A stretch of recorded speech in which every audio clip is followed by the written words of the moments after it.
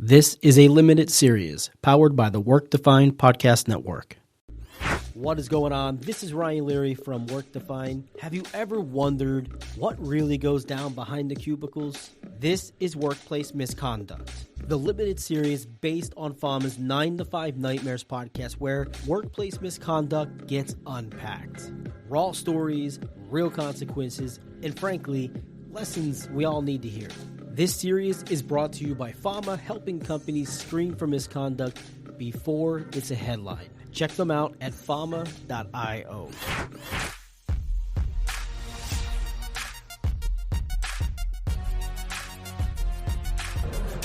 This is William Tidcup and Ryan Leary. We are broadcasting from FAMA's booth at HR Tech. We have two wonderful. I don't know how we got so lucky. We have two wonderful people. Could we say legendary? Oh, yeah, Legendary. let's do This it. is like the Michael Jackson and Taylor Swift of HR Tech. Seriously. You're Michael Jackson, I'm Taylor Swift. I don't know I've how we got officially these made two it, Mom. people here. I know. Like ships in the night. I mean, Kevin's not been at HR Tech for 4 years. Pardon me? You haven't been back to... This is my first time since the pandemic. Yeah. Oh, wow. Wow. Has it changed? Not really. Yeah. It's still humongous. Yeah. Brands have changed a little bit. Brands have changed. Yeah. All right, so let's do introductions first. Why don't you do yours? Tell us a little bit about yourself. Okay. I'm Kevin Wheeler. I run the Future of Talent Institute. We try to look at trends as far out in the future as we think it's realistic. Focus primarily on recruitment, talent management, learning and development. Pretty much focused in those particular areas. Yeah. I do a weekly free newsletter. Just recently wrote a book called Talent Acquisition Excellence. Very nice. Okay. Now, Signed copies, or what are we doing? Published authors. Tim's got two books? Yeah. Yeah. Working on his third, fifth, eighth movie. Got it? Yep. What I love about your experience is you go around the world. Yep. So you travel a lot. It's kind of like, it's one of the things I like about Borman in the same sense. It's like he can tell you about recruiting in, Argentina or whatever the bid is. It's like, that's wonderful. So I see you flying around. Yeah, I go all over the world. All over the world. So you're talking to recruiters everywhere. Mm-hmm. And it's not the same, it turns out. No. So different problems in different places. Before we get to Tim, how far out can you go on talent right now? We could probably go out 3 years with certainty, Right. 5 years with speculation. Okay. In terms of demographic or in terms of trend? In terms of trends. Okay. Nice. That's good. I thought it was shorter than that. Yeah, I would have said like 18 14 months. minutes. I would have lost that bet. No, I think that, when if you really Give us a do hype the cycle. analysis Yeah. and really look at the literature, look at the early indicators of what's going on, legislation, some minor little thing that may Right. not even get much press, that gives you a little hints about what's coming down the road. Interesting. And then, how much you weight that is the challenge, right? Right. Yeah. Right. And then we wait for Burson to tell us. 100%. Josh will tell us. Yeah. All we got to do is wait for Josh. Josh will tell us everything. Go left. Okay. And you just got to trust it. Yeah. Tim, tell us about yourself. Tim Sackett, I'm the CEO and owner of a recruitment firm out of Michigan, right? But also wrote the book, The Talent Fix, Volume 2, which I got to add a bunch of stuff like, the White Guy's Guide to Diversity Recruiting, and hire more pretty people. All the trends that Kevin has analyzed and pointed to for the future, 100%? Yeah. The White Guy's Guide to Diversity. Published authors. Okay, so let's do, what we're trying to get is the stories of employees or candidates behaving badly.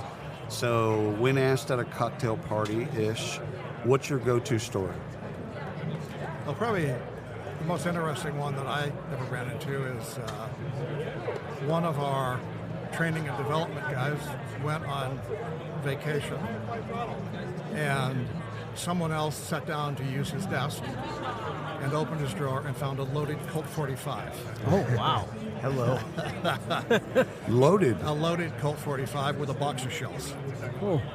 So... Well, right around performance review time, Yeah.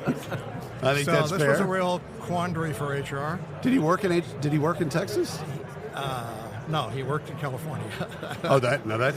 That's insane. He worked in Santa Clara, and it turns out, I mean, he was a rational, good human being. Right. He was a hunter. Yeah. And that Glock. He in case a deer ran by. But we asked him, "What do you kill with a pistol?" People. Just I in go case deer a hunting. deer Turns out, ran. I go deer Intruders. hunting with my Colt. It's, Minorities. Yeah. So the real challenge for HR is, what do you do? Do you discipline him? Do you fire him? Do you? Yeah, were you sneaking around his shoot him? desk? Yeah. What were you doing in my desk? Why was the drawer unlocked? Yeah. Yeah. Turns out it's a work product, so you're like, too bad. The scary part is that people could access it. Yeah, Right? right. You have it in a file cabinet and it's locked or whatever the bid. Okay. Casual person just sat there to use the desk, opened the drawer, and there's this gun. I wanted to get a pencil. I didn't get a pencil.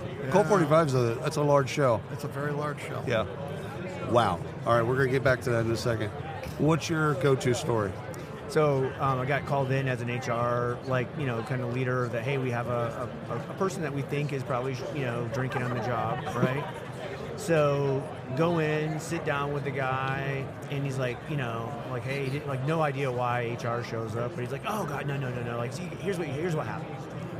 Played on a softball team. We go play softball. We go out. I might be out till 2 a.m, and then I'm at work at 7:30. People are smelling it on me. And I'm like, okay, all right, cool. This is about 11 o'clock.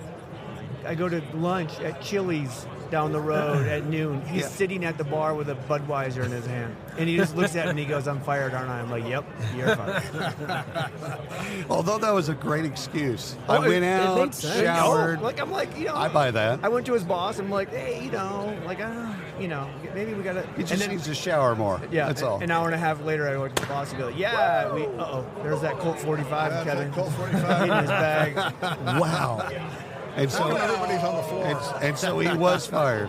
He was fired. That was just automatic. You lied and you were everywhere. And then again, so back to the drawer, Kevin's story, we had to go back and empty out his desk, and literally a half of a fifth of vodka, in the drawer, So it's there you go.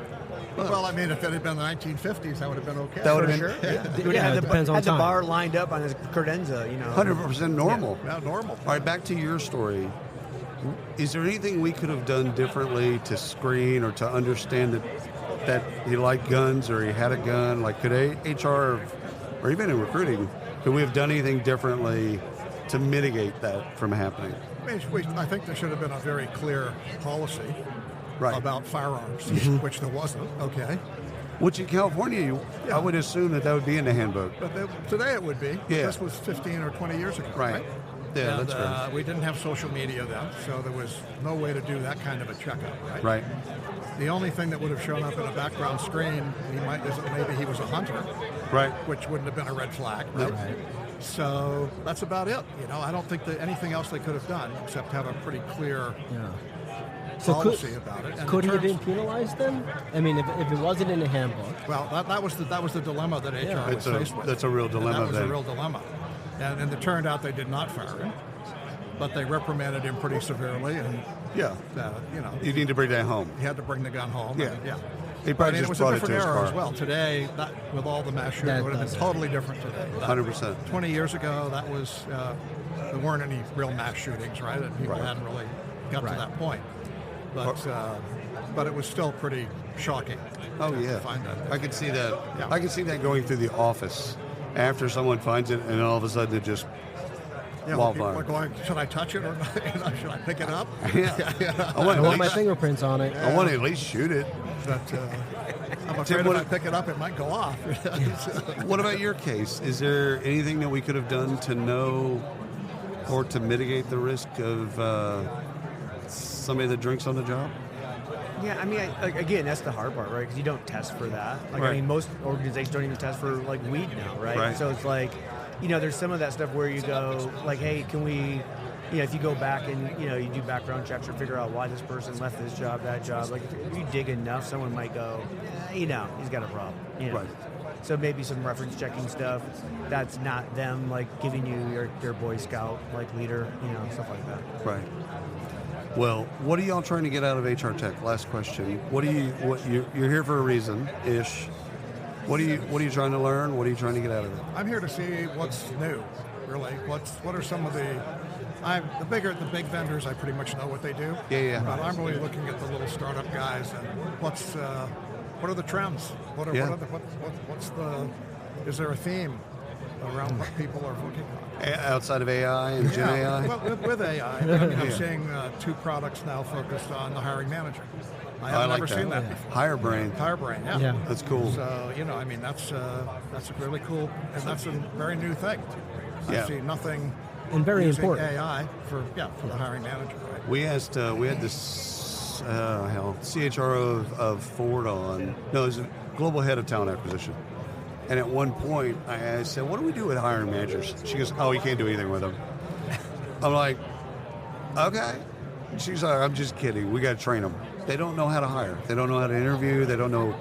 This isn't their job. Right. They have a job. This isn't their job." Right. But she's up in Detroit 3 times. Yeah, she's up there 3 times a week. Yeah. She's wonderful. Yeah. No, she's great. I do think, from the hiring manager standpoint, the problem we have traditionally is most of them don't hire very often. Right. You give them the training, and then it might be 18 months before they actually do something, and they're not going to recall any of that. None of that. So they're going to be like, "Oh, how long you been pregnant? No, you're just fat." They just act all the wrong stuff, right? They don't know what church do you go to? Yeah. Oh, me too. Gee, you're really cute. Yeah.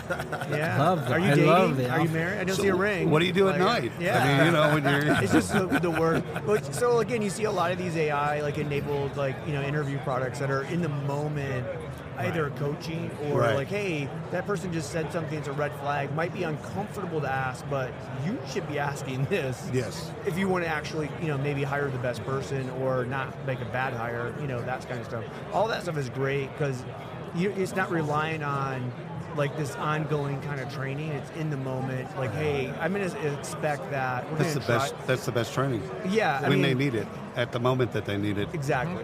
And so I think that's really, a lot of that stuff is helpful. We've seen, there's a lot of that kind of, enablement stuff that I think is going to be, probably the future of what we're going to try to do. What are you trying to get out of HR Tech? What's your bet? I think it's a lot like Kevin. I want to see what's new. I want to see what's undervalued, so I can actually put money in it and make money. Yeah. Literally, I tried to do some investing stuff and figure that out. So I just and you would hope that with the experiences that we have, the time we spend in the industry, what we see, we actually know what's a unique product, what's not. There was one in the Pitch Fest, and an AI product around governance for your cool. HR stack. So cool. we take a look at every individual product. Okay, hey, does Workday have governance? Yep. Does Fama have government? Yep. Blah blah. But then what we don't understand is when you're using those together. What's the combined overlay? What's the combined bias that might crop of it? So this company is going in and doing full audit, full governance across your stack on an ongoing basis. And I'm like, oh, that's going to print cash. Yes. That's an ATM. How do I friends and family that thing right now? I love that. Well, thank y'all. I know y'all are crazy busy, but thank y'all for coming on the show. Yeah.